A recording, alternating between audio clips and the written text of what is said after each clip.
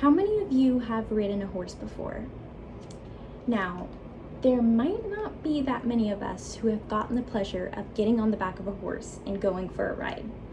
And just by me mentioning this could possibly be disinteresting to a lot of you, and this could be for various different reasons, which I will get into in just one second, but I ask that you all bear with me for just a moment while I explain to you guys why horseback riding is the perfect hobby and all of its great benefits. So first, I want to start out with a little fun fact. If you guys didn't know, horseback riding is considered a sport. And as many sports do, this sport, it helps you gain strength, balance, and coordination. And if you're anything like me and you have a hard time with being physically active and like going to the gym, but you love being outdoors and you love seeing new things, this is the perfect hobby for you. So kind of trailing off, I want to go into how a lot of young adults, they struggle with stress and anxiety in mainly a lot of college students. So for myself, I procrastinate a whole bunch. Like, I can have an assignment due at 11:59 and I won't start it until the very last minute because I lack the motivation or whatever the reason may be.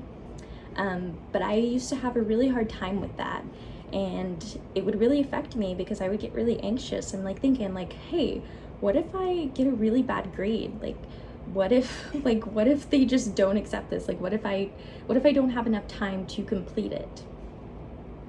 And another thing is with work. So recently I received a promotion at my job, and I'm constantly stressing about whether or not I'm a good leader for my team and whether I'm prioritizing the customers enough or just different things like that. And it kind of stresses me out, like when I'm at work and when I'm not at work. And even if I am doing a good job, like it'll be in my mind like, you need to do better. So to tie horseback riding into this, according to the Anxiety Treatment Center, there is a treatment called equine assisted therapy, which is also known as EAT. And they specialize in therapeutic riding to help promote physical, occupational, and emotional growth. So like ever since I started riding, I'm telling you guys, my motivation levels, it has striped so much. It has helped me to be more energetic, to actually be on top of my assignments, and to not stress so much about like little things like, let's say, work and then school and other stuff going on in my personal life. So moving on from this, I want to talk about how you guys might even find horseback riding to be intimidating. And this is 100% valid. I can say that because when you're on the back of that horse, it has the ability to buck you. It has the ability to just take off with you not even ready. So I can understand why this is a scary thing to get behind. But according to May Steller from the equine faculty at the Ohio State, he says that 3.7 injuries occur during 1,000 hours of horseback riding participation. So when you think about this, it's the likelihood of you falling off the back of a horse it's not realistic at all. I mean, it can happen, it can occur, and I'm gonna kind of tie my mom into all of this because she has testimony here. So when she was growing up, she grew up on a ranch. She rode horses all the time, and there was this one time she got on the back of this horse, and it wasn't her friend at all. I don't know why, but it did not like her in the slightest. So once she got on the back of this horse, she's like getting ready, and he starts bucking, and she starts frailing out, and so it resulted in the horse just frailing out with her, and he ended up bucking her off, and she ended up breaking her tailbone. So from this moment forward, she vowed to never get on the back of a horse again. that is until last year I was able to convince her to go horseback riding with me. Though it took a lot of convincing, she eventually said yes.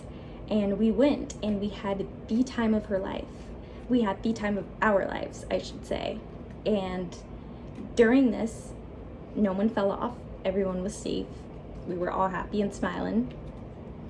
So I'm telling you this to say that even her falling and breaking her tailbone, it didn't stop her, so it shouldn't stop you.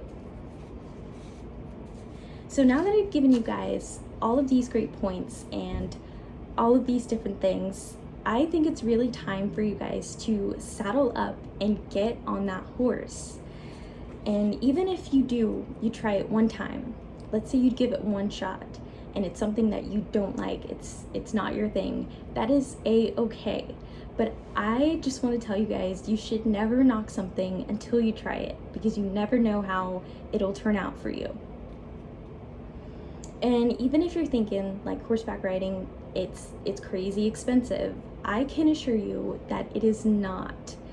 So there are a couple of places in the Sacramento area that I have gone to, and they have been rather reasonable. And to share those, it's Boarding on the Lake and Shadow Glen Family Stables.